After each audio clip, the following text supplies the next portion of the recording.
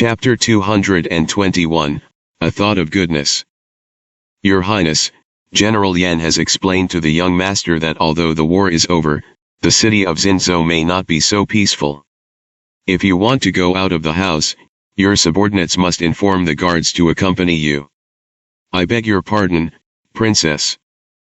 The soldiers guarding the gate of the courtyard bowed and half-knelt in front of Shenzai, slightly frightened. Shenzai folded his hands in front of him, his eyes fell on him, and slowly moved to the outside of the courtyard gate. After all, he slowly retracted his steps, and suddenly lost any interest in going out, but he didn't want to embarrass the soldiers, so he only smiled faintly at him, and said, "That's right, it's getting dark, there's nothing to see outside. I'm not going out, so get up." The soldier was suspicious, but he did not dare to get up. It was not easy for the soldiers to stop him. Shenzai sighed slightly in her heart, knowing that if she didn't go back to the room, she was afraid that he would continue to kneel, so she didn't say anything anymore and turned around and walked back. But unexpectedly, under the corridor, a voice came from outside the door. "Weikan Zhou Yanzi, come to pay respects, please see the princess." Shenzai's footsteps suddenly stopped, her brows frowned because of the accident, and she turned her head to look. It was really Zhou Yanzi. The other party walked in through the door. Shenzai and Zhou Yanzi have almost no intersection, and the only connection may be that this person came to the border on the orders of her imperial brother Shen Lang. But when she was married, she could already see it clearly, no matter how noble her status was, in the eyes of the people of the 95, she was just a chess piece that could be pushed out and sacrificed at any time. The imperial court originally didn't care about her life or death, and Zhou Yanzi only saluted her at the Chinese New Year's Eve celebration banquet. At this time, what is he doing here? She looked at each other and said, "The friendship between this palace and Lord Zhou is not good, but it is not worth a visit to the Lord to say goodbye." But what's the matter? Although Zhou Yanzi knew that Her Royal Highness the eldest princess was originally an abandoned son of the imperial court in the past, since the abandoned son was still in the court, and at such a special time, he had extraordinary value. When he came, he got Shen Lang's order. At this moment, although he noticed Shenzai's vigilance and coldness, he didn't mind, but approached, bowed his head and said, "Although Weikan has nothing to do with His Royal Highness, he was ordered to come to Xinzhou. One is to pass on the edict, and the other is to take His Highness back to Beijing. A few days ago, I heard that His Royal Highness was weak, and the little prince still needed to cultivate, so it was difficult to move. I wonder if you have any plans to leave for Beijing in the near future." Shenzai was silent. Zhou Yanzi smiled slightly, and said, "You are the supreme princess of the empire, so naturally you want to go wherever you want, so it doesn't matter if you have no plans to return to the capital now." His Majesty turned back and proclaimed to the Holy One, "It's just that the capital is far away, and the saint, the Queen Mother, and His Royal Highness the King of Linzi are all very concerned about you." When the minister came from the capital, Dao met His Royal Highness the King of Linzi, and wrote a letter to Weikan to present to His Royal Highness. The princess of the empire whose ability is supreme can go wherever she wants. Shenzai faintly felt that this was a meaning. She looked at the letter that Zhou Yanzi took out of her sleeve, and didn't reach out to take it for a while. With Shenju's kind temperament, it is indeed possible to write a letter to her. However, Shen Lang was by no means a benevolent monarch. If this was really a letter from Shenju who stopped the invitation halfway, a shrewd person like Zhou Yanzi who sought advantages and avoided disadvantages would never submit this letter to her so easily. Either the letter has already been read, or this letter was not written by Shenju at all. Zhou Yanzi saw that she didn't answer, and he didn't withdraw his hand, but only maintained the posture of presenting. After a long time, Shenzai stretched out his hand. A thin letter was handed to her. Zhou Yanzi looked at her and smiled, and said, The Holy One also misses His Highness a lot, and the Holy One is also quite happy to know that His Highness is safe and sound. When he returns to the capital one day, he will sweep away the dust of the border pass for His Royal Highness. Shenzai looked at the envelope and didn't answer him. Zhou Yunzi knew that he was not likable in today's Xinzhou, and he didn't say much, so he bowed down and then retreated. He went out of the courtyard.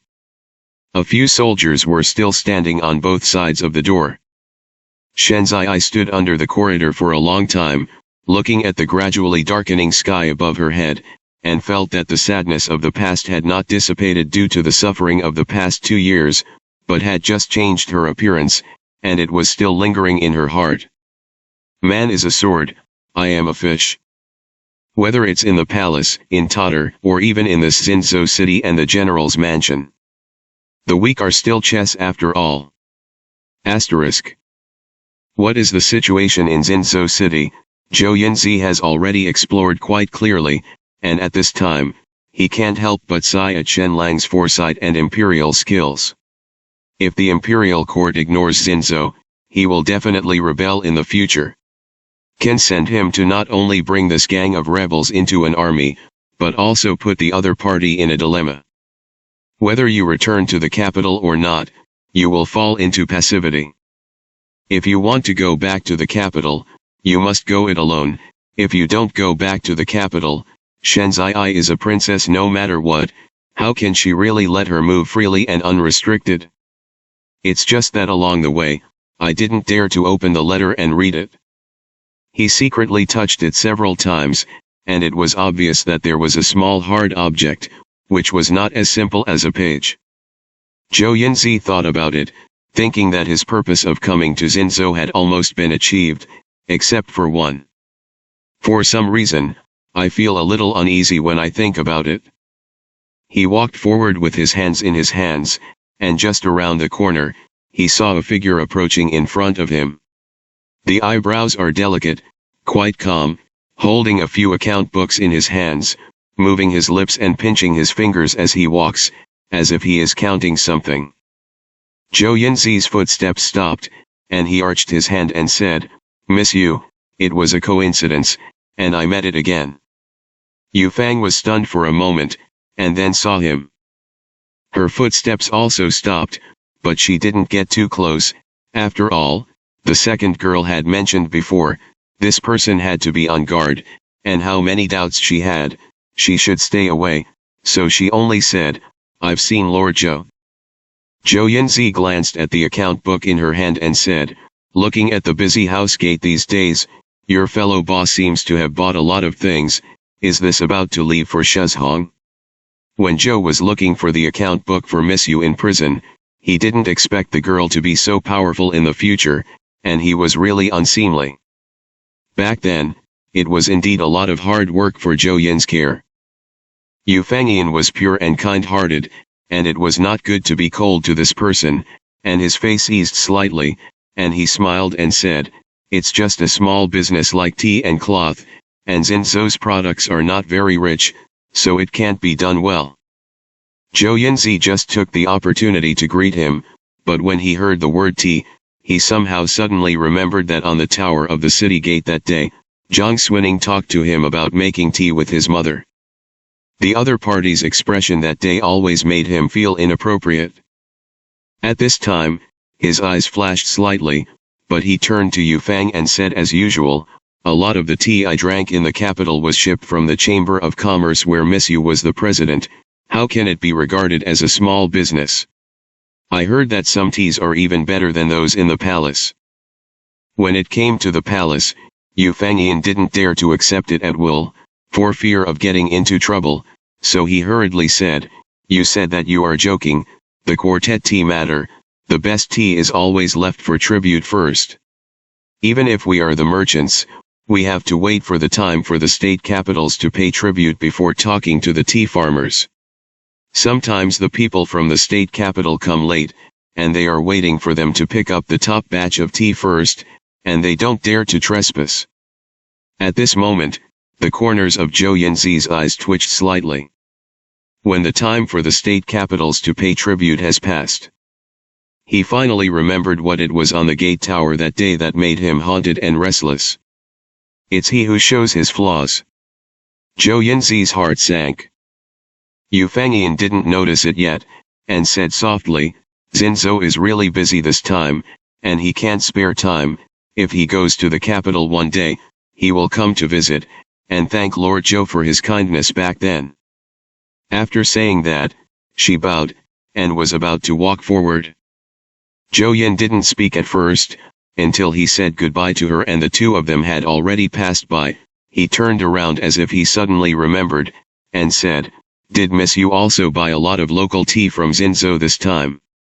Yu Fang groaned, turned around and said, Not bad.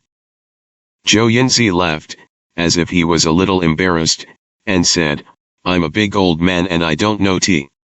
However, there is a concubine in the family who is quite good at drinking tea, and she was also a tea farmer in her early years, and her background is lonely. I will also leave the border city and return to Beijing in the next few days, and I have a reluctant request right now. The tea that Miss Yu bought must be excellent. I don't know if you can give me some advice, evening me a little. I can take some back by the way, let her taste it. Yu Fangyin was slightly stunned. Zhou Yinzi hurriedly said, The price should be geometric, and Zhou will pay it. But if Miss Yu doesn't have time, forget it, I'll ask someone else. In the end, it was his modest attitude that he mentioned the concubine. Although Yu Fangyin didn't know who it was, she thought that Zhou Yinzi had saved herself in the past, and she had come all the way to Xinzhou to remember the people at home, so her heart softened a little, thinking that this was not a big deal, so she nodded and said, It's okay, it's just that the tea at the border is coarse, I'm afraid it won't suit her taste. When I put down this account book, Lord Zhou will come with me to get it. Zhou Yinzi then thanked him. Yu Fangyin walked ahead, and he followed. It's just that when the other party turned around, Zhou Yinzi's face was shrouded in a layer of gloom, and after hesitation, he finally turned into a ruthless color. The flaws have been exposed, and the current situation really has no choice for him. If you don't do it, you can't stop it, or you may still be rich and dangerous. Asterisk. Zhang Xuning had eaten dinner, finished washing, and was about to spread her hair and fall asleep. But I didn't expect someone to come at night. It turned out that Jianshu was outside, and he could hear that his voice was not gentle enough, and he was a little dignified. Second Miss Ning, the person who was sent out to inquire about the news a few days ago has preliminarily sent back an urgent message. Zhou Yinzi only entered Guangzhou in late December, but he did not come from the official road in the capital, and some people saw that he was turning the road from Shuzhong in the southwest, perhaps from the capital to Shuzhong first, and then to Xinzhou. Zhang Xuning's fingers holding onto the ebony comb stiffened, and almost instantly felt a chill rushing up from his back. The electrocardiogram was in a hurry, but it didn't feel good. What did Zhou Yinzi do in Shuzhong? The comb slapped back the makeup, and a flash of inspiration flashed in her mind, and an ominous premonition actually rose up, making her suddenly get up, open the door, and directly cross the sword book, and quickly walk towards the courtyard where Yu Fangyin lived, and said, Quickly find someone to inform Ren Weizi, and before Dayakan catches Zhou Yinzi, tell them to wait for them to go around. Jianshu didn't dare to disobey, and when he went out of the courtyard with her, he immediately ordered to go down. Zhang Xuning didn't dare to stop at all. The closer she got to Yu Fangyin's residence, the more her heartbeat became, and she felt her eyes flutter when she saw the lanterns hanging on the porch from a distance. However, when she stepped into the courtyard gate, her steps suddenly stopped.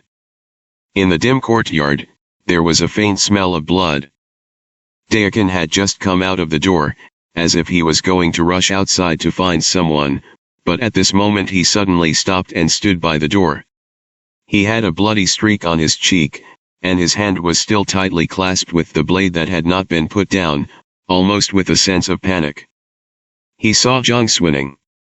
Opened his mouth, a little afraid to look at her directly, and after a while, he said astringently, "Second missing." At this moment, Jiang Swining's head buzzed, and she felt top-heavy and couldn't stand steadily. The lights are not lit. In the wide-open door, bright red blood stains accumulated, slowly flowing out along the cracks in the ground, converging at the threshold, leaching out a dark color. Fan Yin. Fan Yin. Chapter 222, The Best Fan Yin. The candlesticks that had been lit in the house had fallen to the ground and gone out into darkness. Only the light in the courtyard could dimly shine through the snow-white window paper and reflect into the room. Jiang Swining didn't know how she got over, and what kind of force is supporting her body so that she does not fall down in the middle of the journey. There was blood on the wound on Dayakin's face, and even his hands were covered with blood, as if he had just pressed the wound hard for someone. The blood was dripping down his fingers. When Jiang Swining walked past him, the handsome and silent young man almost choked up, "It's me who is slow." Jiang Swining didn't seem to hear it. All she could see was pools of blood spilling down the cracks in the tiles. In the originally neat room, the boxes and books and account books were almost all in chaos, and several account books and a pile of rice paper were scattered everywhere. The former concubine of Qingyuan Bafu, the girl who had suffered a lot in the past, was just dying with her eyes drooping, her weak head gently resting on the bottom of Duobaoj, and her delicate cheeks had lost their blood. The hideous wound in her abdomen that stabbed her from behind was covered by her fingers, but the blood still flowed silently, taking away little by little what little life she had left. How so? It shouldn't be like this. Jiang Swining still remembers the day she went to Qingyuan Bafu for a banquet. Several vicious mothers-in-law rushed over from the other end of the corridor, chasing her angrily. She was afraid and anxious, bumped into her, and soiled her sachet.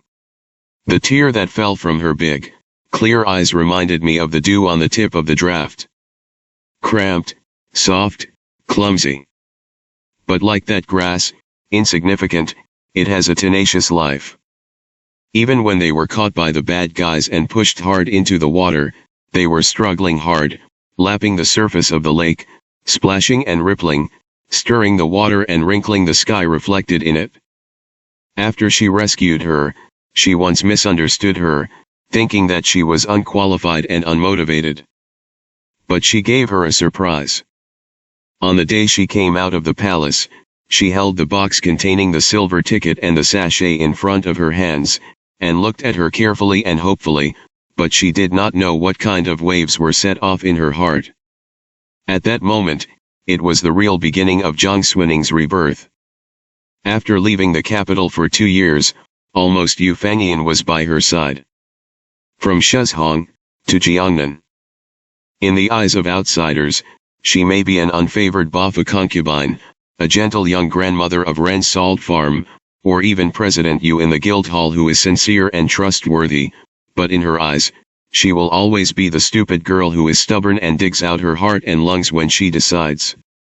Jiang Swining felt that her body and mind had been divided into two halves at the moment, which made her have a strange calmness. She came to her side and knelt softly in the pool of blood. Then he reached out to help her cover the wound that had become slowly bleeding, and there was a kind of dreamlike trance in his voice, but he said, Fan Yin, I'm here and it's fine. They all went to call a doctor. Zhou Qiwang's medical skills are so good, you will definitely be fine. Yu Fangyan's eyelashes hung low, and when she heard this voice, she finally raised slowly. However, there was a blur in front of me. Jiang Swining sat on her knees with her back to the door. Her vision was also dim, as if her soul had been half taken away by the bottomless abyss and the soul-seeking underworld, and she couldn't see her appearance clearly. But she could distinguish her voice. So at this moment, he made an ordinary look like before, as if he was not parting with life and death at this moment, and called in a low voice, Second girl, you are here. Jiang Swining said to her, Don't speak. Yu Fangyan's eyes gradually filled with tears. Dayakin didn't lie to me. I told him to go to you, but I was afraid that he would not listen, so I went to the doctor, delayed the time, and I couldn't see you. Jiang Xunning's voice trembled. Don't speak.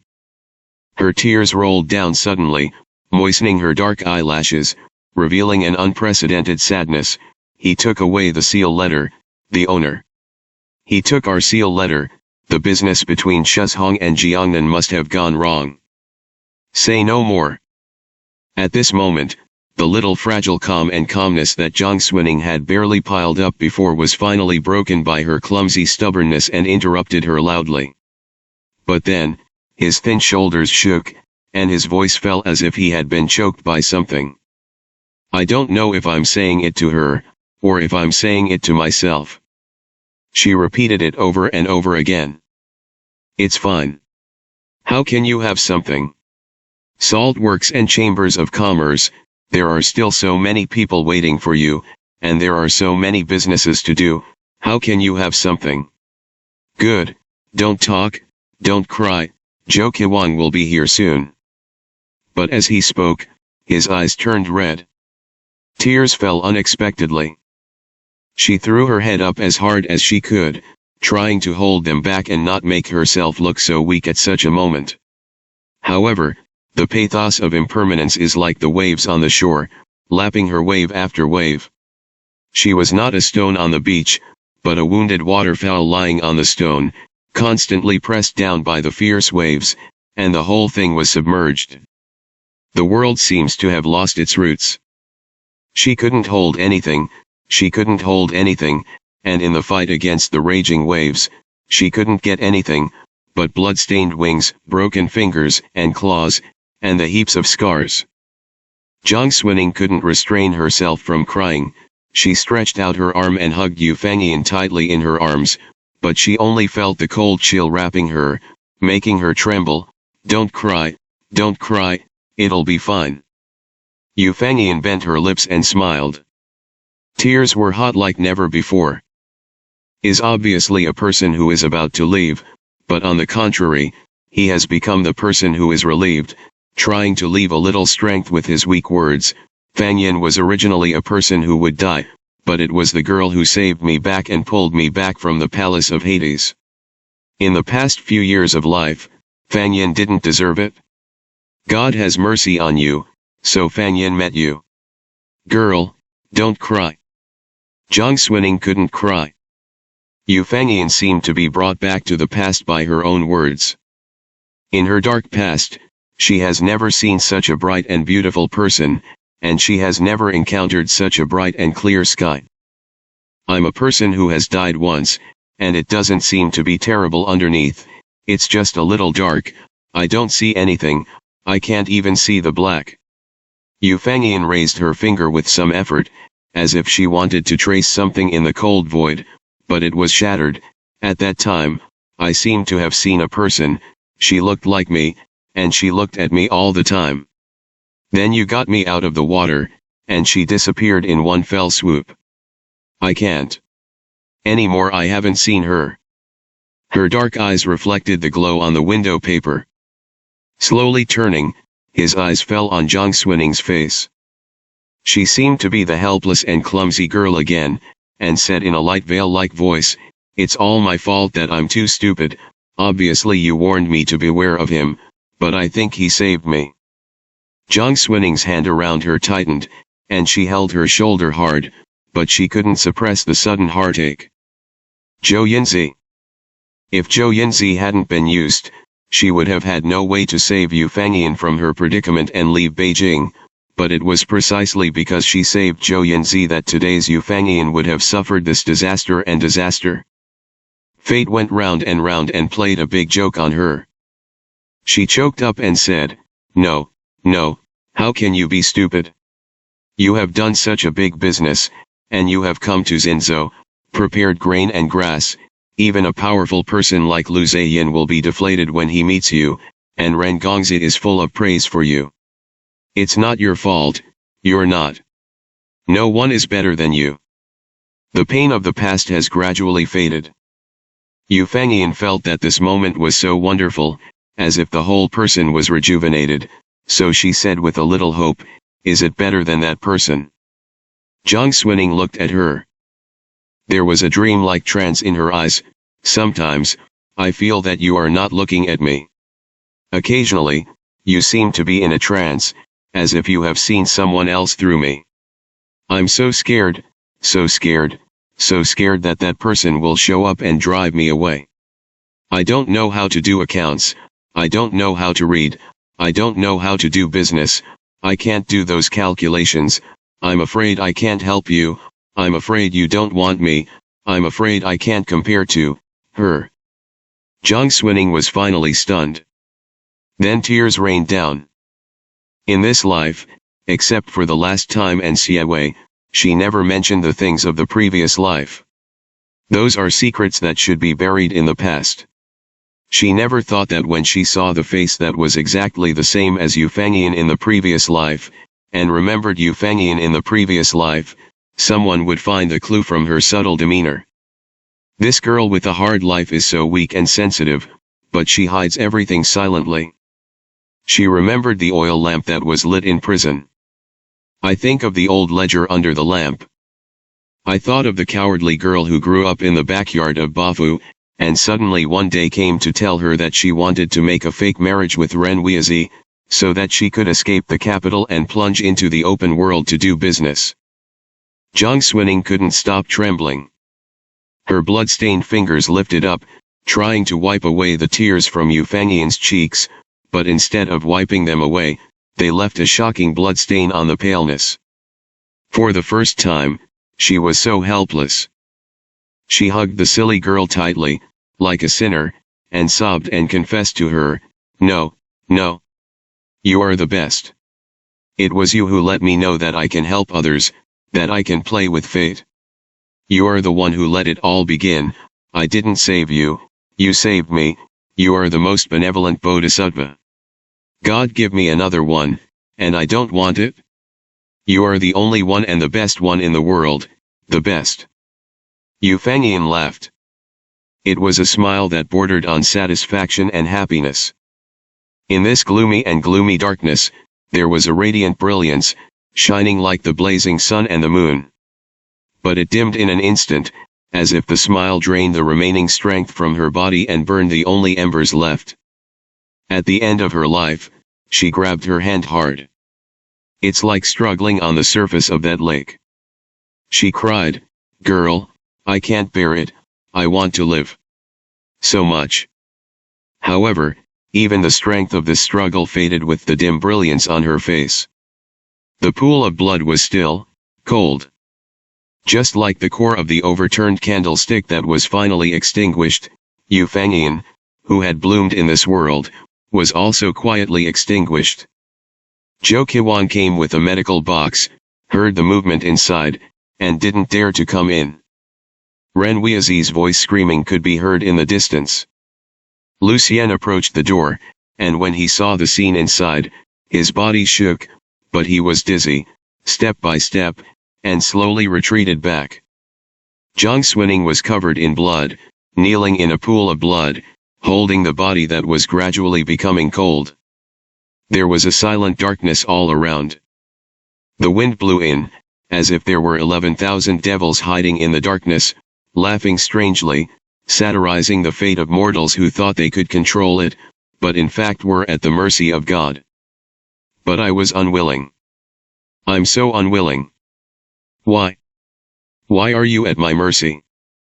That kind of monstrous hatred, heartbreaking, wrapped her sharply. Jiang Xuning trembled, cried red eyes, stared directly at the oppressive darkness above her head, and hysterically asked the void, "She was rescued by me, why did you ask me to go back? Since you have already let her go, how dare you take her away so coldly? Do you want to tell me that if you come back again, you can't change anything? I tell you, you dream. Unless you kill me together, you will open your blind eyes and watch. In this life, I will never kneel down to you." Chapter 223, Hatred. After receiving the order from the gentleman, I was supposed to go immediately. It's just that when he was about to go, listening to the people below going back and forth, Zhou Yunzi went to Her Royal Highness the eldest princess, and talked for a while, as if he had given something. Daikon knelt on his knees, buried his head at the foot of the steps, and his fingers on the handle of the knife were clenched tightly, as if he was trying to endure something, but his eyes were still red, and he said in a dumb voice, after telling them to continue to pay attention, "They will go to find Zhou Yunzi. But when I go. When he went, Zhou Yunzi was already in Yu Fengyan's house, holding people hostage with a knife. How important Yu Fengyan is, how can he not know? Zhou Yunzi is invincible when he has a hostage in his hand, although the sword and piano are good martial arts, and he wants to do it 3 times and twice, but because Yu Fengyan is in the hands of the other party, he has repeatedly been in danger, and he is only afraid of hurting people. Those who throw themselves into rat traps will be restrained. The other party can climb all the way to the position of deputy commander of Jinyue, and he is not a mediocre talent. In a fight between the lightning and the fire, Daikon was almost cut off by his head, but fortunately he retreated in time, and only scratched his face. However, it was this retreat that gave Zhou Yun a chance. At that moment, this man's viciousness and unscrupulous means were vividly embodied. He mercilessly stabbed Yu Fengyan in the back of the heart. The blood-stained embroidered spring knife pierced through her body sharply. Daikon was cold at that time, and all she could do was rush over to catch Yu Fengyan, hurriedly hold down her wounds, and try to call the doctor to save her. And Zhou Yunzi took this opportunity to escape, climbed out along the courtyard wall in the backyard, and lost his shadow. The scars on Xie Wei's waist and abdomen had not yet healed completely, and he should have been recuperating in the house, but now he was standing in the kitchen, slowly putting a small plate of freshly made peach cakes into the food box. It's early afternoon outside the door. The sun is lazily shining, but people can't feel the slightest warmth. Zhang Xuning had been alone in the house all day and didn't come out. On the night of Yu Fengyan's accident, she hugged her gradually cold and stiff body hard and didn't let go, and no one could persuade her to pull her away. In the end, Yan Lin came back and knocked the person unconscious before sending him back to the room. The entire mansion was in chaos. The most treacherous thing is that after the immediate order to close the city, there was no trace of Zhou Yun. It wasn't until midnight that he checked the soldiers on duty at the city gates before that he found out a person who had been bribed by Zhou Yunzi.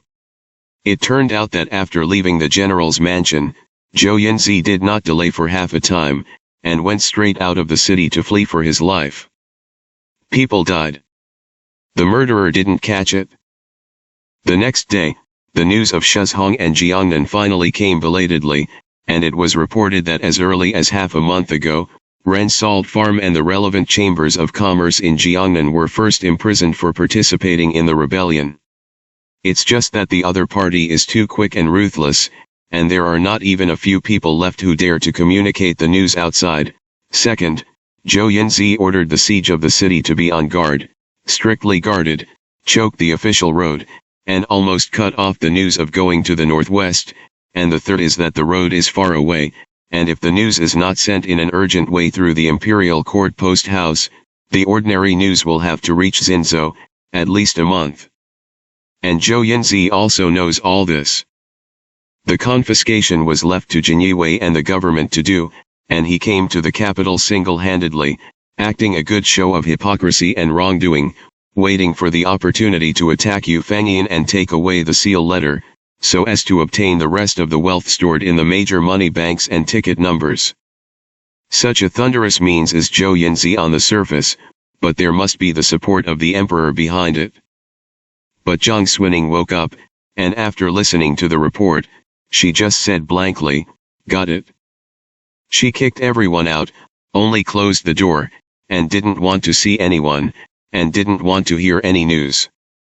Even the food delivered to the door of the room had been cooled, but she had never been seen out once, let alone moved half of the chopsticks. Xie Wei didn't raise his head to look at Daikon, but just looked at it and said, before Zhou Yunzi made his move, he expected that between chasing him and saving Yu Fengyan, you would definitely give up the former and choose the latter. It is not surprising that this man's heart is more vicious than yours. Dayakan didn't think so. The knife wound on his cheek was still fresh, and he could barely hold back the redness of his eyes. If his subordinates had gone down earlier, or later, Miss Yu might not have been poisoned by him. It was I who was calculating and restrained, and I hurt Miss Yu. Although Dayakan has been following Siewei for a long time, and he has seen a lot of things, there are few things to be sorry for in his life, let alone such a girl's family. He is still a little juvenile in the end.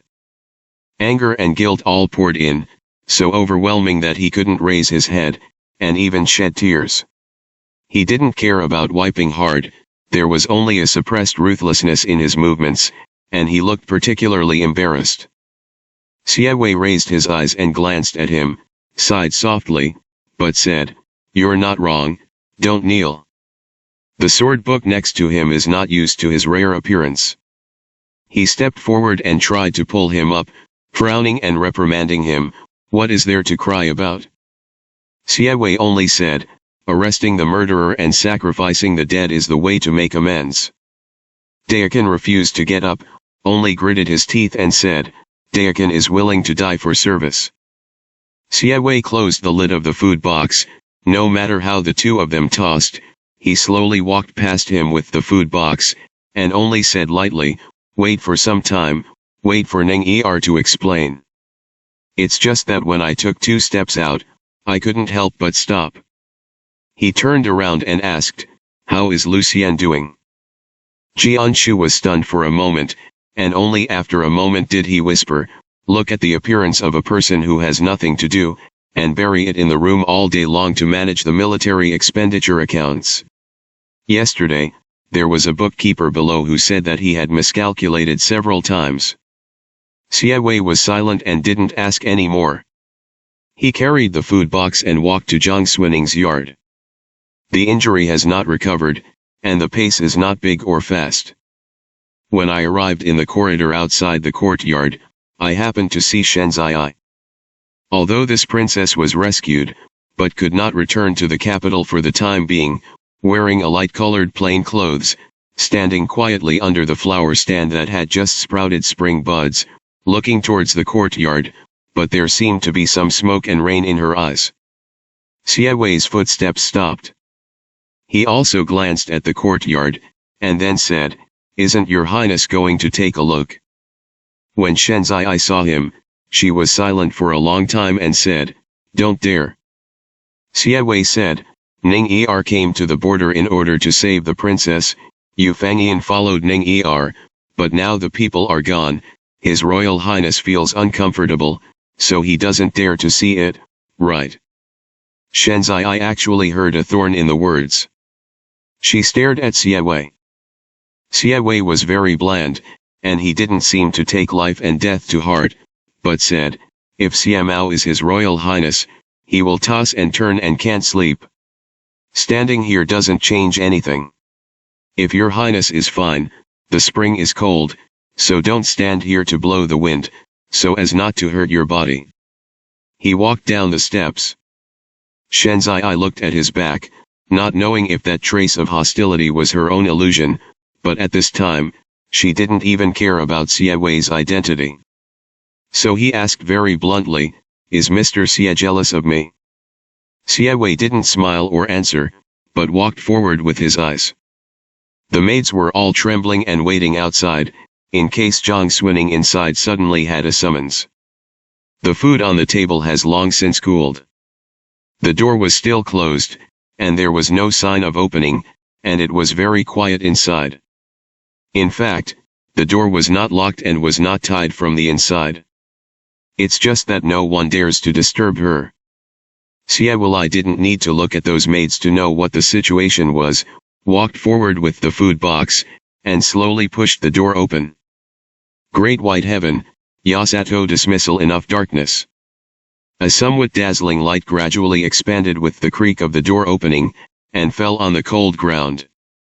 A cold voice came from a dimly lit corner, "Get out."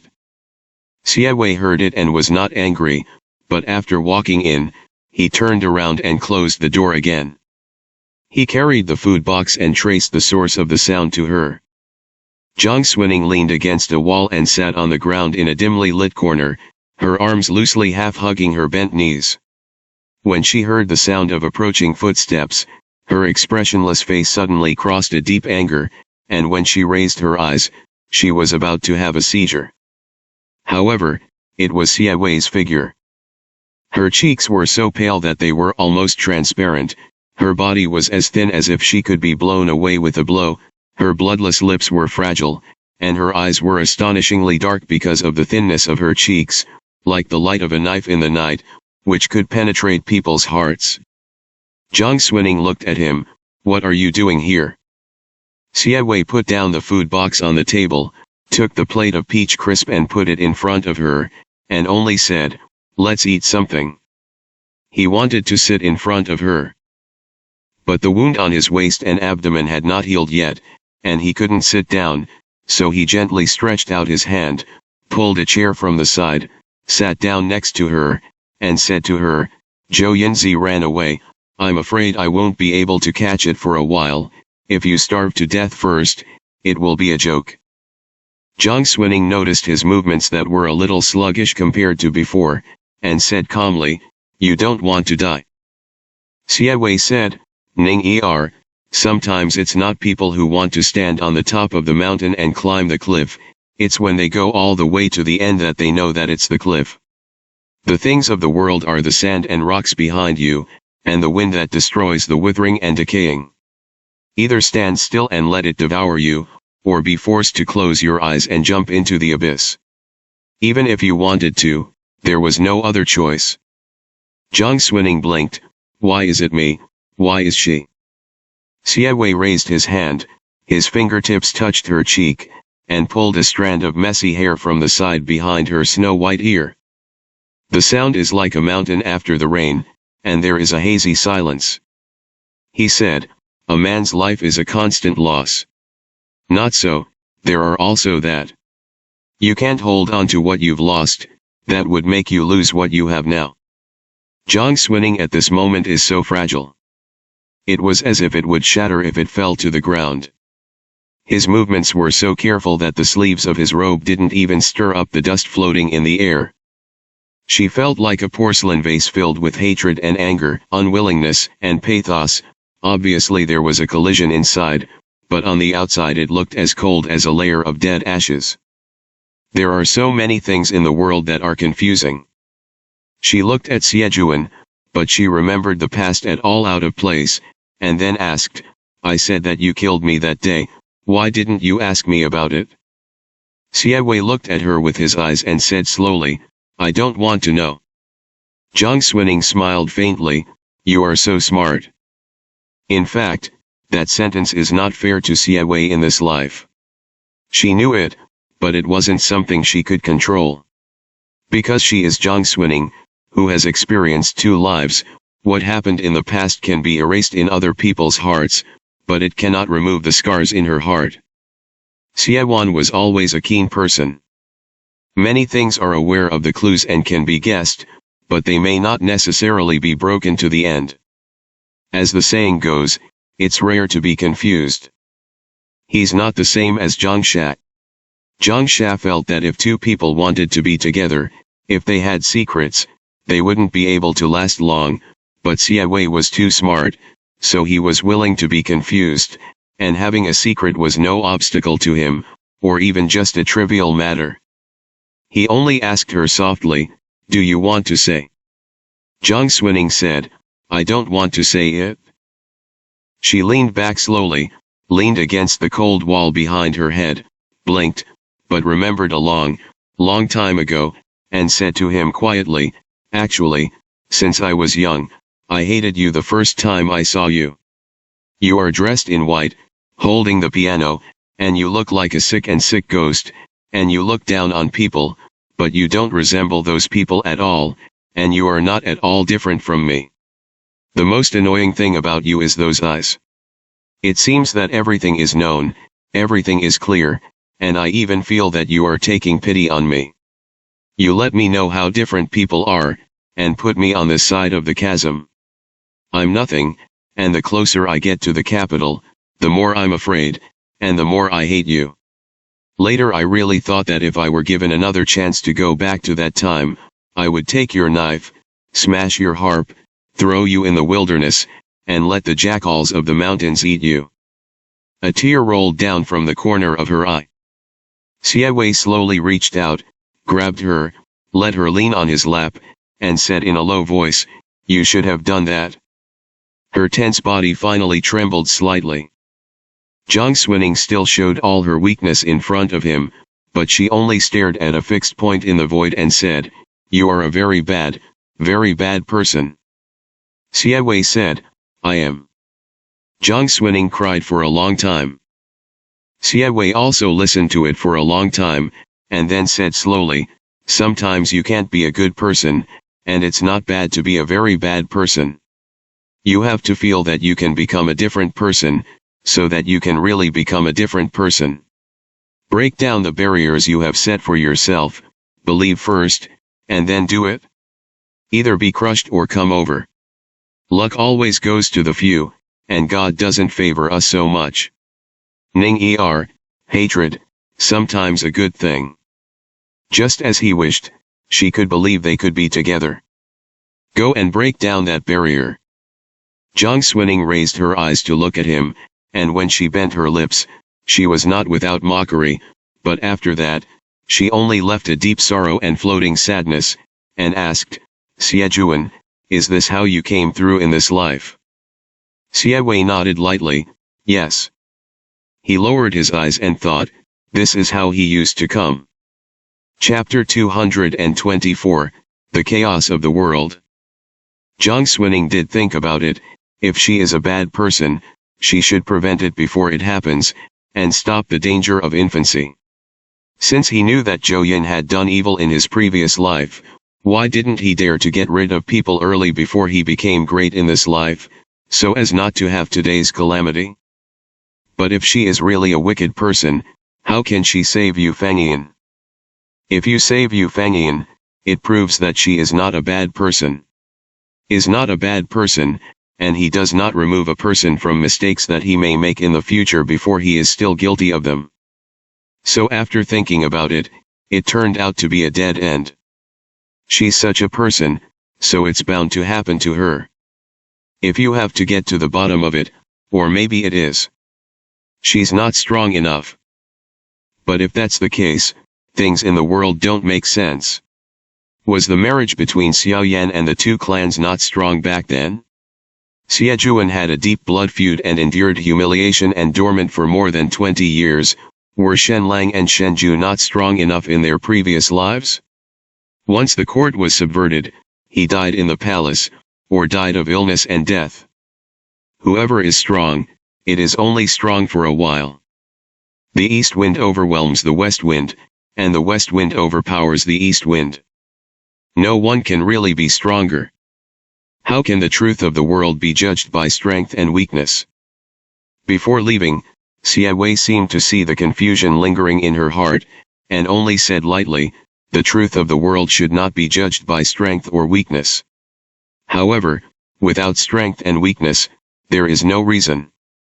The weak always like to reason with the strong, but the reason is never on their side." With that, he withdrew his gaze. The door slowly closed again. There was silence all around. Jiang Xuning closed her eyes, as if she could hear the sound of thoughts floating in the dust. After sitting for a long time, she slowly supported the ground, got up, picked up the plate of peach cake that Siewei had placed on the side, and ate a few bites. At dusk, she finally came out of the house. The maids hurriedly went to the cloth. Jiang Xuning drank the soup first, then ate a bowl of rice with the dishes, and after washing, he asked someone to find the knife and chain. Hearing that Jiang Xuning was looking for herself, Dayakan was stunned for a long time, and then came all the way with anxiety, but when he stood at the foot of the steps, the scene of Yu Fangyan's death that day inevitably came to his mind. He didn't dare to speak out. It's just that the door was only half hidden, and it wasn't closed, Jiang Xuning buried her head in front of the bookcase to write something, and when she raised her eyes, she already saw him, was silent for a moment, and said, "Come in." Daekin's hand holding the knife tightened, his lips pursed into a pressed line, and finally walked in silently. "There is pen and ink on the desk." The 3 short letters had already been written, and after Jiang Xuning had dried his ink, he folded the letters, put them into 3 different envelopes, pasted them with fire paint, and handed them to Daekin. "Once Zhou Yinzi returns to Beijing, things in Xinzhou will be very tricky. You have followed Mr. for many years, traveled south and north, and your martial arts are strong, and you should have a good ability to adapt, so I want to entrust you with this urgent matter." Daekin took the letter and looked at her. Jiang Xuning continued, "Among these 3 letters, one is written to the Prince of the World, maybe you know this person better than me, and the other is to Zheng Bao, who should have now become a eunuch in the palace, a person who drips water and springs. Besides, Mr. Xie's foundation in Beijing must not be completely uprooted so quickly, as the so-called snake hits 7 inches. I hope you will take these 2 letters to the capital, and after handing them over to the 2, secretly coordinate the affairs of Beijing and arrest someone for me." Daekin was stunned. Jiang Xuning raised her eyes to look at him, and said word by word, "It's a woman, in Zhou Yinzi's backyard, it should be his concubine's room, and she has followed him since she was still young, called me Niang. I don't know if she gave birth to an heir for Zhou Yinzi, if not, she will take it away." Daekin asked, "What about the 3rd letter?" Jiang Xuning got up, walked to the copper basin filled with clear water, dipped her ink-stained fingers into it, and said in a smooth voice, "After catching my mother, leave it to Zhou Yinzi." Under her eyes, there was unprecedented indifference. Daekin was silent for a long time before he said, "Yes." Jiang Xuning said, "Without further ado, you can set off as soon as possible." Daekin stopped in place, as if he had something to say. "But when the lips are divided, I feel that my throat is astringent, and no matter what, I can't say those words. What's the use of apologizing? Yu Fangying can't come back." Jiang Xuning slowly closed her eyes, thinking of that pure silly girl. Even if she played the leaf card, she couldn't bear to win others, and her emotions almost couldn't be contained. After a few moments, she forced them down. Then he said to Daekin, "You are not wrong, and goodness is not wrong. It is only those who are at fault with those who do good and do evil to themselves. Fang Yin won't blame you, but she must want you to help her get justice." Daekin was still tense, and when he heard this, the tip of his nose suddenly became sore, his eyes were damp, and tears fell and smashed on the back of his hand. He knelt on the ground with his sword, but said, "The sword and the chain will not be dishonored." Then he got up, said goodbye to Jiang Xuning, and strode out of the door. Asterisk. From Xinzhou to the capital, the world has been in chaos. Zhou Yinzi even had a dream-like feeling along the way. Obviously, everything was fine when he came, and the news of the victory in the border pass was spread everywhere, and the Shenong industry and commerce were overjoyed, but when he galloped back to the official road, he saw many ragged homeless people, most of whom came from the south. And the further east you go, the more displaced people there are.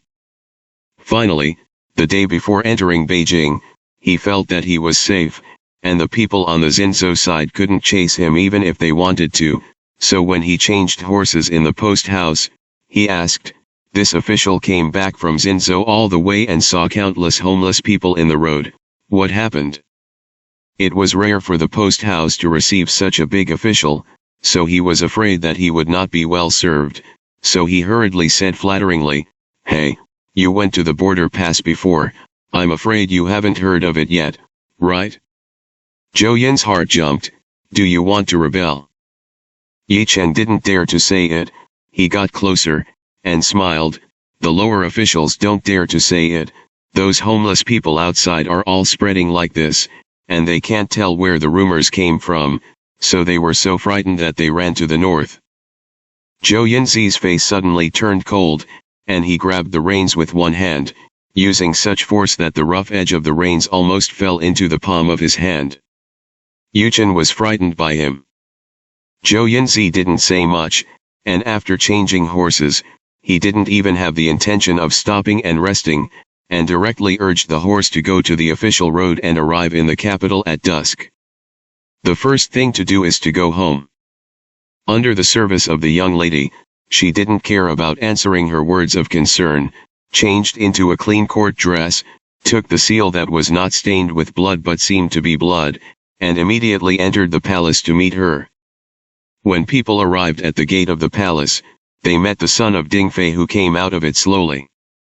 This unsuccessful gentleman is still taking a figure-8 step. He is full of wealth and nobility, and there is a dozen jade pendants hanging on his waist, and those who know that his identity is noble and different from others, and those who don't know are afraid that they think it is those liar vendors on the street, who come out to sell a nest of rags. Seeing Zhou Yunzi, Xiao Dingfei raised his eyebrows, looked at him without shying away at all, and greeted him with a smile. "Oh, isn't this Commander Zhou? But you didn't have to go in a hurry, and you were getting angry inside. How to say that he is also the Emperor's former benefactor? In the past 2 years, he has mixed up with an idle position in the Ministry of Rights in the court, and has made friends with a group of powerful children who don't usually do anything serious with him, and he also set up a free club in the capital. Although Zhou Yunzi is not a person with clean means and good character, he doesn't want to deal with such a person more, not to mention that Xiao Shu hates this brother who is not dead, and he will never have a deep friendship with Xiao Dingfei. So at the moment, he only bowed his head lightly. Without even saying a word, he walked straight past the other party and entered the palace. The situation in the Qianqing Palace is really not good. Before he got closer, he had already heard Shen Lang's angry voice. "What a heavenly sect! What a heavenly sect! If you eat the bear's heart and leopard guts, you dare to make a comeback? Don't look at what kind of climate a group of homeless people and bandits can become. How did the emperor call this group of rebellious ministers and thieves to subjugate the law back then, and how can I tell them to come and go now? Come here, go to Suankyo Gong Xiao Yuan." Zheng Bao hurriedly came out of the door. Hit Zhou Yunzi head on. Zhou Yunzi has always been polite to the people who are serving around this kind of emperor, so he gently arched his hand and lowered his voice. "Gong Gong Zheng, where is the saint?" Zheng Bao glanced at him and said, "The urgent news an hour ago that the troops rose to Jinling, and the heavenly sect was reversed. Asterisk. The day of Yu Fangyan's burial was chosen on the 14th day of the first month. Although the news of the gradual chaos in the south was late, it also spread to Xinzhou one after another. There was the imperial court in the front, and there was the heavenly sect in the back. The world will be in turmoil, and the people will be uneasy. Not to mention that the people were displaced, and even if they wanted to support the coffin back to Shu, they couldn't, and after several calculations, they could only find a place with good feng shui outside Xinzhou city and bury the people. Thousands of family wealth were copied for the imperial court. The salt mills chamber of commerce has no news. At this time, Ren Weizi, who drank wine for a few days, held the funeral, woke up and saw the miserable white sky outside, heard the noisy movement, followed him outside, saw the people in plain clothes, and the coffin that had been carried into the car, and had the illusion of a dream back to the past. Alone, hanging from each other. Nothing but yourself. Zhang Xuning also stood beside the coffin. Even the very powerful Mr. Xie came. When Ren Weizi walked over, he looked at Zhang Xuning for a long time, thinking that if Fang Yin hadn't come this time, maybe there would have been no such disaster. But without Zhang Xuning, Fang Yin would not have been saved in the first place. It wasn't until the singing began that he came back to his senses. This once down and out boss Ren turned over with a bold silver stalk. He was bookish, but he returned to his original down and out appearance, held the tablet, and walked in front. Out of town. Buried. Bury. A new grave was erected at the foot of the mountain, and paper money flew all over the sky. Jiang Shui quietly watched the Lois pile higher and higher, and finally buried the coffin completely, only to feel that her heart was barren, as if she had already separated from the artemisia grass. Xie Juan and the others watched her from behind. She squatted down in front of the newly carved tombstone, gently reached out and touched the rough stone surface, and said, "I have something I want to say to Fang Yin alone, let me stay alone for a while." Everyone was silent. Ren Weizi turned around and left first, as if staying here for a moment longer would be torment. The rest of the people looked at Xie Wei. Xie Wei was silent for a long time, knowing that she was going to leave Xinzhou soon, and she also knew what kind of weight Yu Fangyin had in her heart, but she still didn't say much. She only ordered a few good soldiers in the army to watch from a distance. He and the rest of the people waited on the flat ground at the foot of the mountain. No one spoke. However, after most of the time, just when Xie Wei wanted to ask Yan Lin to go up and take a look, there was a sudden angry shout from the mountain forest. "What person?" The sound of the clash of swords and soldiers suddenly started. Everyone felt their scalps blow up and were shocked. Yan Lin's reaction was even faster, and he drew his sword and rushed forward without thinking about it. After arriving at the new grave in a short time, he saw dozens of black scarves and masked people seemingly rushing out of the overlapping dense forests on the mountain, fighting with the people around them. These people are holding blades in strange shapes, and they are also treacherous, and when they shake it, they will put it on the human head, and then drag the whole head to cut it off. It's cruel and vicious. It's all drops of blood. Yan Lin couldn't take care of it, and glanced at it. Where was there still Zhang swinging in front of the tombstone? In the opposite mountain forest, there was a faint figure and quickly left. Today is a funeral affair, and it is outside the city of Xinzhou. Who would have thought that there would be people who are unaware of the ambush here? There are few people in the group who have brought swords, and the people in the army are even better at fighting in groups, fighting and fighting tactics. If they talk about fighting alone, how can they compare with these vicious people who lick blood from the knife on the rivers and lakes? For a while, they couldn't help them, and they watched the figures in the mountains and forests disappear quickly while they were entangled and delayed by these people. Ning ning. Yan Lin's eyes were about to split, and a sword opened the chest of the black scarf masked man in front of him, and the hot blood splashed all over his body, but he didn't even wipe it, and he forced a bloody path to chase towards the forest. The whole cemetery was as miserable as hell for a while. Swords intersect, limbs cannibalize. Blood was spilled. A few drops fell, splashing onto the brand new tombstone that had just been erected today, staining the page that was resting lightly on it with mottled blood. Xie Wei's injuries had not healed, and when he followed, his steps were a little hurried, and he inadvertently touched the wound, and there was a faint touch of bright red between his waist and abdomen. Seeing this meeting, what else does he not understand? At this moment, I only feel that there is nothing else in the world, only cold and slaughtering, and the wind is like a knife. He stepped on the lying corpses under his feet, walked through the blood flowing, stood in front of the tombstone, picked up the page, and slowly opened it. It's been years, and I haven't seen it. In this letter, the person who wrote the letter did not call him young master, but called him Du Jun. In the world of great strife, righteousness arises, and thou hast received favors, but thou hast taken revenge. The bitter sea turns back, and it can still live. On the 22nd day of the first month, Luoyang split the rudder, and Ho Ryu was alone, so much that he deserved to die. Wanzaiuzi.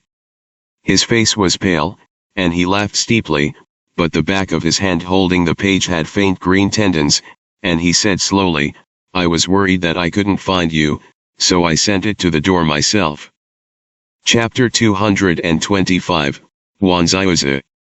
A scoop of cold water splashed on her face, and Jiang Xuning finally woke up leisurely. There was a faint choking smell in the throat and nasal passages.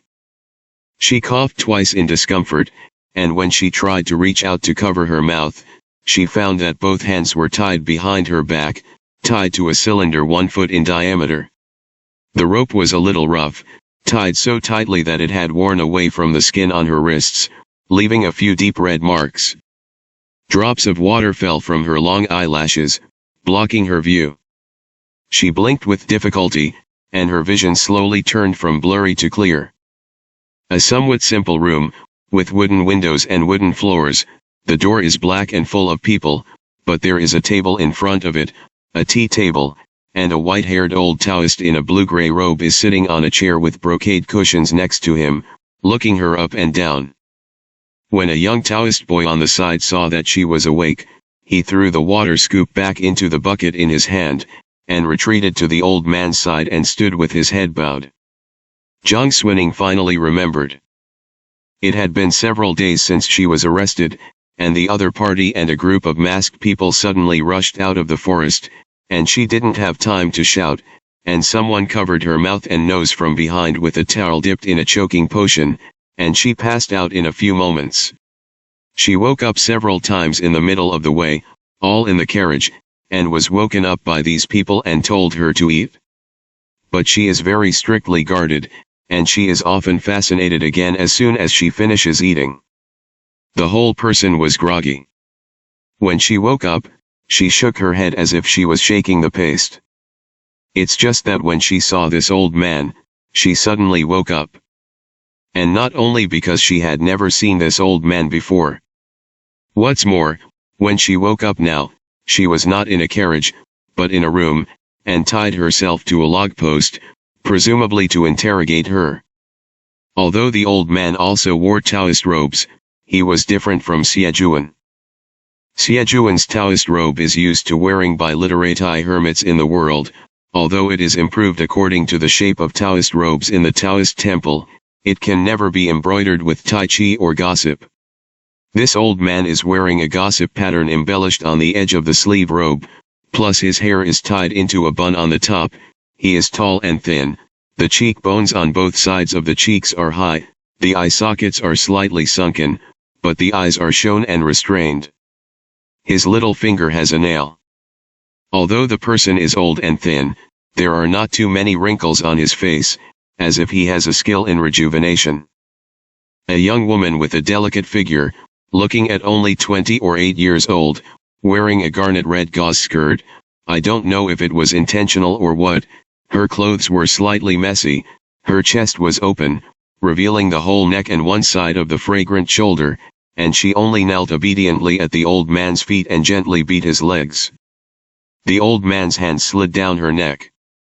Sticking to her delicate skin, he gently put it on the back of her neck, and changed the back of his hand next to it, and actually used this young girl as a heater. Jiang Xuning's eyelids jumped.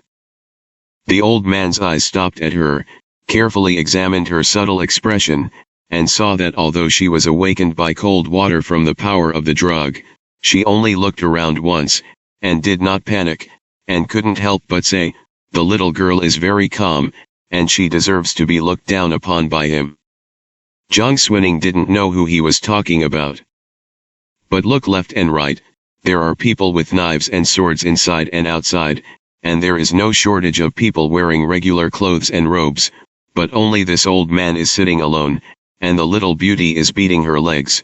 You don't have to think about it to know that it should be the initiator of this scene. Where was there any panic in her? At the moment, he only said, "Zun drove so many people, spent so much effort, and arrested me in a daze, and did not fight or kill me except for tying it up, so it must be that I still have a lot of use value as a person. In that case, what is the use of worrying about life?" The old man laughed, and even more appreciation. "Yes, I know the general situation. Poor Taoist cultivation for many years, the name of the world has been forgotten, the Taoist name Wanzaiuzi, call me true Yidao person can also be. This time, I took great pains to invite Miss Zhang Er to be a guest, and the children under her hands did not take things seriously, and if there was any neglect on the road, I also invited Miss Hai Han. Wanzaiuzi. True Bidao people. Although she was prepared in her heart, when this name rang in her ears, Zhang Xuning still felt a chill in her heart. Wanzaiuzi said, "Isn't this surprising?" Zhang Xuning said, "If you guess correctly, the attack on Tian Mansion in Shandong last year should have been your excellency's handiwork. It just didn't work out that time. There is no reason for 1,000 days to prevent thieves in the world, and it is difficult to prevent it. The Taoist chief is scheming, waiting for the opportunity to move, and it is not surprising that he succeeds." Wanzaiuzi suddenly stroked his palms and laughed. "Good, good. Zhang Shui would rather have heard of this person.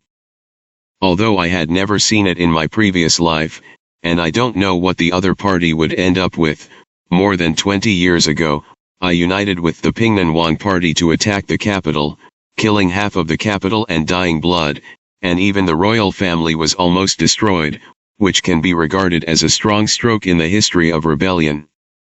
The imperial court simply hated this person to the core. However, the heavenly sect is powerful in the south, and since the defeat of the year, Wanzaiuzi has rarely appeared in front of people again, and only controls the sect through his cronies, and never shows up unless he has to, and his whereabouts are very secret. So even if the government strangled it many times, it didn't get anything. She couldn't particularly guess why the other party arrested her for a while, so she didn't dare to answer easily. But the girl who was kneeling on the ground and beating Wanzaiuzi's legs, heard that Wanzaiuzi was so kind to Zhang Xuning, she actually tasted it, rolled her eyes at her, turned her head more and more pitifully, puffed her chest and leaned in front of Wanzaiuzi, and her voice was so soft that it gave people goosebumps. "Sect leader, today is about to be twilight, don't you still accept the elixir?" Slave has been here for a long time." Wanzaiuzi lowered his eyes and glanced at her.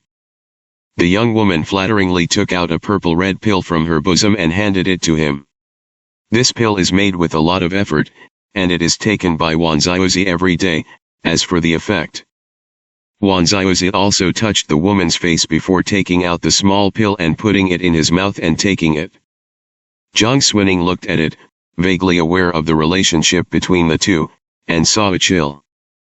Wanzaiuzi's color was slightly ruddy after taking the pill, and he only tapped his hand over the chest and neck of the young woman, and finally pinched her chin, raised her face to look at it, and looked at Zhang Xuning again, as if she was comparing something.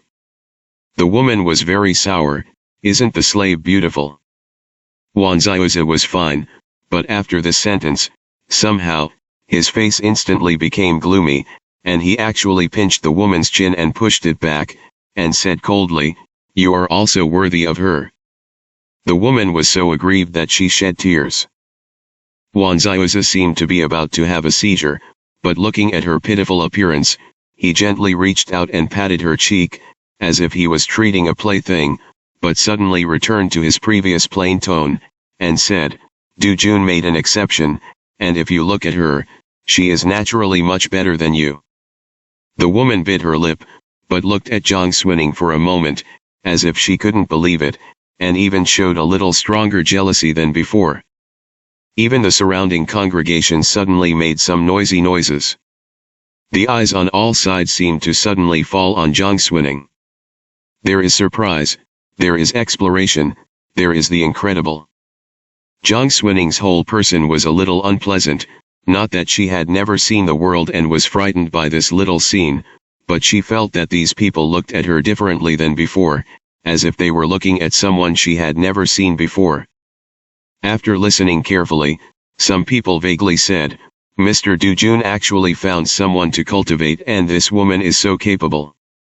The Du Jun mentioned in their words. Zhang Xuning has an impression of this name. At the beginning of the Battle of Tongzhou, Zhang Sha mixed into the heavenly sect under the guise of Dujun mountain people. Now, Wanzaiuzi actually said that Du Jun had taken a fancy to her? Her heart was pounding, and her face inevitably changed a little.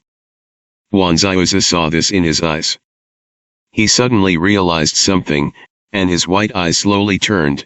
You still don't know Du Jun's identity? Jiang Xuaning's heart jumped. If it weren't for Wanzioza's sentence, she wouldn't understand. However, with this one more sentence, a flash of light in her mind split into lightning, which almost made her tremble all over, and then the answer that no one dared to believe if she said it. Xiejuan. Wanzioza smacked and touched, as if he was interested, and pulled the young girl again, rubbed it up and down. Her abdomen was hard, but her expression seemed to be unmoved. But when she mentioned the word Du Jun, she gradually remembered the events of more than 20 years. He snorted coldly. When he spoke, he sighed a little. For many years, I thought I was doing good for the sky, but I didn't want to lure wolves into the house and raise tigers. It's not that the poor road can't bear the temperament, but now although the body is still properly nourished, the night can be a maid, and the reconciliation of yin and yang is thought to be the way of cultivation, but in the end, the years are easy to go, and the lifespan is exhausted. I didn't expect that God had the virtue of a good life, and he would actually help me, but he wanted him to be mistaken by women and expose such a big flaw. Jiang Xuaning vaguely heard something. It turned out that she was arrested to deal with Xiejuan. The young girl hummed and chirped under Wanzioza's hands. Wanzioza treated her like an object. Although she played with it, she didn't have any sympathy, and it was only creepy to look at. He even laughed. He only said, "My heavenly sect is Taoist orthodoxy, so I should be indifferent. It's just that the matter of not touching the feast is not cultivation, it has to be the harmony of male and female yin, the body and the mind, the body and the mind, the body and the mind, and not messing with their nature, in order to attain the Tao." I thought he had a wisdom root, so I asked Gong Gai to find a few clean ones, and put him on the bed for him to practice. I was thinking, the lonely sun doesn't grow, the woman's place is a soul cave and a hero's grave after all. If he doesn't cultivate early, he will see some stunner goblin when he is critical, and his lower body can't walk, so he will make a mistake. Unexpectedly, he refused to appreciate it. At this point, Wanzioza's application had become a little more pleasant. Especially when he looked at Jiang Xuaning, he was a little satisfied. It was really rare for him to have such a proud moment in the past 2 years, especially when he caught Xie Wei's shortcomings, just waiting for someone to throw himself into the net, and the whole person relaxed a lot. Humph. I also know that he is restless over the years, and he doesn't take me as the sect leader in the capital anymore. It's just that he has always acted carefully, and he doesn't touch lust, love, and hate, so he will deal with a few of his cronies, and he is also cold-blooded without blinking an eye, and he really can't find any flaws. It's a pity that he didn't pay attention to him at the beginning, and now it has become his dead end.